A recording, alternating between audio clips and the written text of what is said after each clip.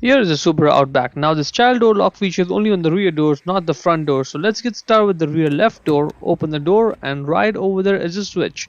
All you have to do is push the switch down to activate the feature, and now it's activated. Let's try this out. I can still open it from outside. However, if I get on the inside and close the door, no matter what I do, I will not be able to open the door. Lock, unlock, doesn't matter. So what am I going to do to get out? I'm going to slide over there and open that door and get out because we haven't activated the feature over here yet. So open this door. Now open the left side door from outside and push the switch back up to deactivate the feature. Let's try this. I can open and close it from outside. And the inside, when it's in the lock position, I cannot open it.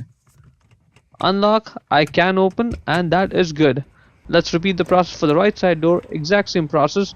Right over there's a switch. Push it down to activate the feature. Now it's activated. I can open it from outside still, and on the inside, no matter what I do, I cannot open the door now. Lock, unlock, doesn't matter.